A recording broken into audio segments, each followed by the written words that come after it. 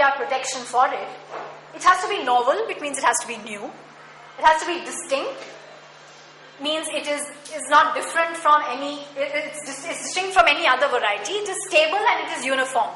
These are the NDUS criteria on the basis of which, because recognizing invention means, even in a patent law, is it has to be something new or innovative, not something old or existing, or it's not prior art, for instance, or it's not something that already exists in the public domain, of which people have common knowledge.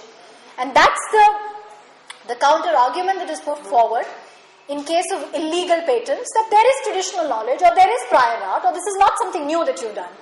Likewise, if you want to get PVP or IPR protection on a new variety of plant that you have developed, then you have to satisfy, your plant or IP has to satisfy these 4 criteria. What is the effect of the registration? Once the PVP authority grants you that certificate, you can produce, sell, you can market, distribute, import and export that protected variety. So today, if Monsanto Mahiko Biotech Limited, MMBL, which is how Monsanto operates through a joint venture in India, and that's another whole discussion about the legality of what entity is MMBL and Mahiko, how foreign companies are allowed after FDI, foreign direct investment in agriculture, is now being allowed, because since 1999 we have opened up our economy to allow for foreigners to come in and operate in the agriculture sector. What are the different ways in which a foreign company can operate? It can either set up a branch office or a liaison office, or have a joint venture, or register under the Companies Act, or have a joint venture, which is what Monsanto did with Mahiko. Mahiko was the oldest and largest hybrid seed company in India.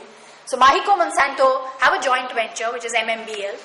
They set up the company. Now supposing our Patent Act, because our Patent Act after the last amendment in 2004 says that you can now patent plants which have been developed through non-biological processes. Means naturally plants that grow and crops that grow naturally cannot be patented.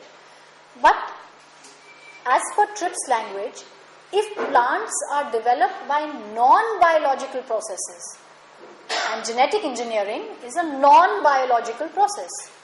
It doesn't occur naturally, as was explained to us in the morning. It is artificially constructed through a technology. And TRIPS says patents shall be provided on all fields of technology. Biotechnology is one of those technologies. So our patent law is now saying that you can file for a patent and get patent protection for 20 years if you have developed this through a non-biological process. That allows for patenting of GM crops in India. So far, nothing has been filed. There are a lot of applications that have been put forward because exclusive marketing rights provisions were also allowed till we had set up. But supposing Monsanto and why is there so much interest in India? Because of the geopolitics, because that we are a biodiverse nation and can provide a base for a lot of the seed companies and seed enterprises all over Asia. And that is why the importance, like I was trying to harp about yesterday, is let us not undervalue that the legal changes and the changes in agriculture, law and policy that are happening in India will service the seed industry not only for India, to capturing the market in India, but in the Asia Pacific region. The maximum number of plant certifying agencies, laboratories, the kind of large infrastructure that we have, the agricultural research system that we have, the NARS, is providing a ready-made template for corporates to come in, to use up public sector research. That's another legal concept we will look at, is after propertizing and after research is becoming more private, has even the legal concept of public sector come a lot more closer to being private?